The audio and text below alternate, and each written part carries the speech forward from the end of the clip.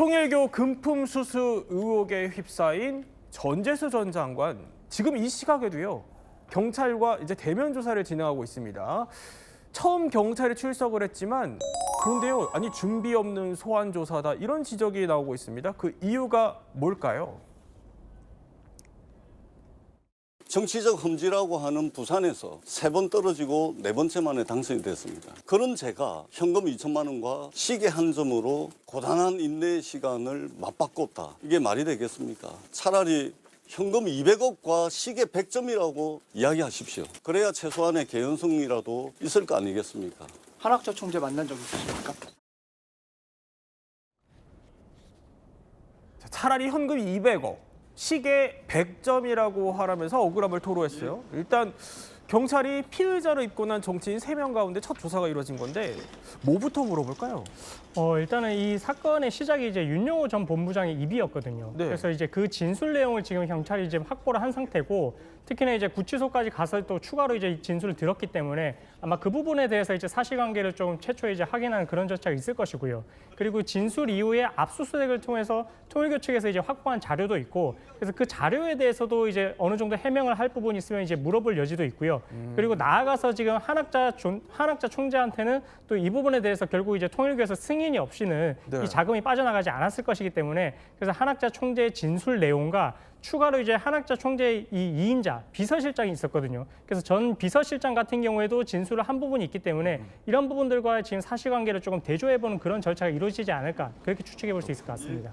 자, 그런데요, 이경민 변호사, 그 경찰이 김건희 특검으로부터 이제 사건을 넘겨받은 지 9일 만에 이렇게 전 장관을 부른 걸 두고요, 좀 이례적으로 빠르다, 이래저래 말이 나옵니다. 그러니까 왜 그러냐면 앞서 경찰이 전 장관 그 압수수색을 하면서 영장에 현금 2천만 원 그리고 명품 시계 한 점을 받았다 이렇게 적시를 했거든요.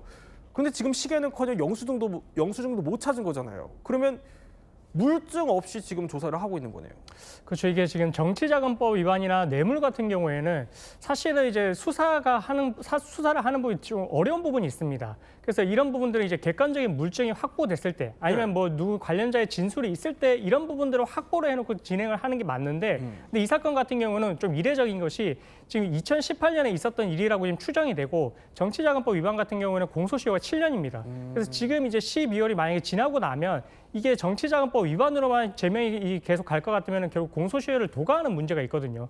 그래서 경찰 입장에서도 어느 정도 지금 이제 추가적인 물증이 없는 상태에서 어쩔 수 없이 수사에 착수했던 그런 부분도 있는 것이고, 시간이 없어서. 그렇습니다. 그래서 일단은 수사에 착수를 하고 이후에 지금 뭐 압수수색이나 아니면 전재수 전 장관의 진술 뭐 이런 부분들을 통해 가지고 앞으로 추가적으로 이를 입증할 수 있는 그런 증거들을 확보를 해내지 못한다면 수사에는 착수를 했지만 실제 처벌까지 이어질지는 미지수도 될 수 있어 가지고, 그래서 이게 준비 없는 조사 이런 이제 비난이 조금 나올 수도 있는 상황인 것 같습니다. 그런데요, 또 게다가 이 의혹의 시발점, 그게 윤영호 전 본부장의 진술이었는데 이 진술이 최근에 이렇게 보면은 나는 그런 진술한 적 없어, 만난 적도 없는데 금품을 전달한다는 게 말이 되나 라면서 최근 진술을 이제 번복하는 듯한 모양새였거든요.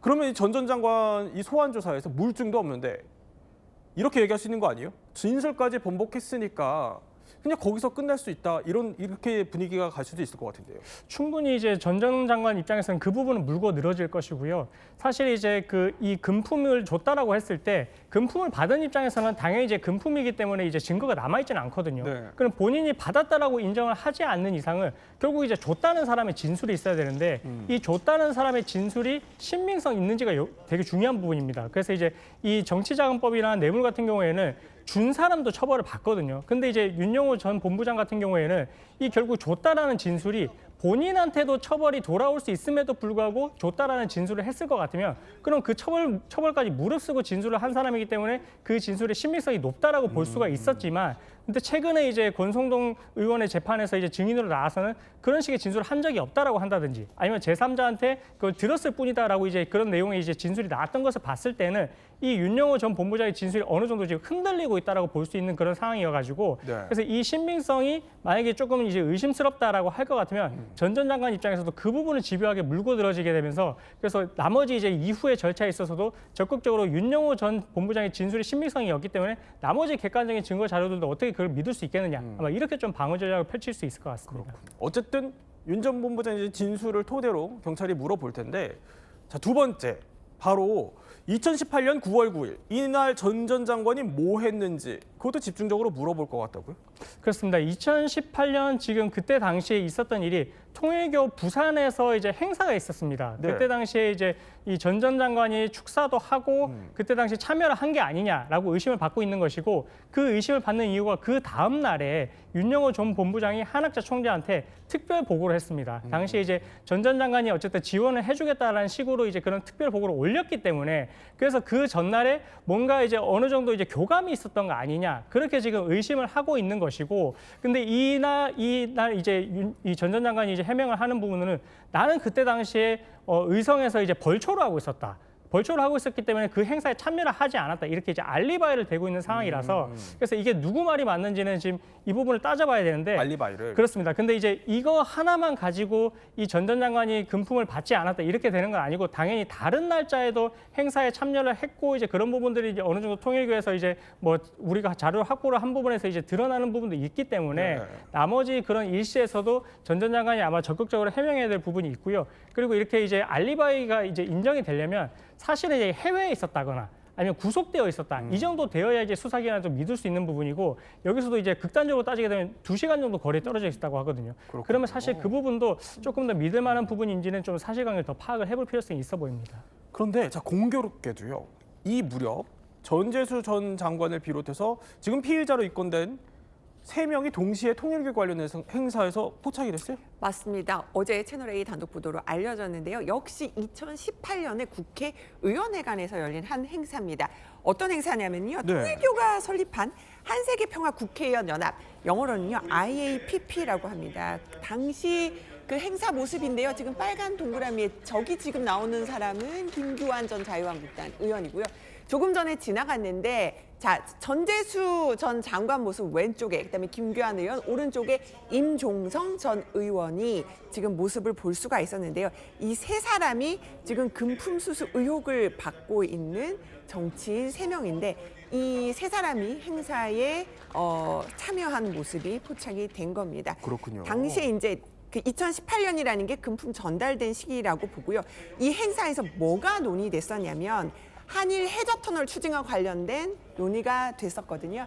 그래서 이 부분에 대해서는 세 사람 다, 그 임종선 전 의원의 경우는 내가 의장 맡았는지도 몰랐다. 그다음에 통일교 산하단체인지 몰랐다. 이렇게 얘기를 했고, 나머지 2사람 역시도 초청받은 행사라서 그냥 의례적으로 간 거다. 이렇게 해명을 하고 있습니다. 하지만 전재수 전 장관은 오늘 또 직접요, 이 한일 해저 터널을 거론하면서 그 연관성을 강력하게 부인했습니다. 들어보시죠. 한일 해저터널에 대한 청탁의 대가로 제가 현금 2천만 원과 시계 한 점을 받았다고 이야기합니다. 한일 해저터널은 부산의 미래를 팔아먹는 것입니다. 분명하게 제가 반대를 해왔던 것이고, 이것은 저의 정치적 신념입니다. 자, 또 오늘 소환조사 이후의 상황을 저희가 계속 전해드리도록 하겠습니다.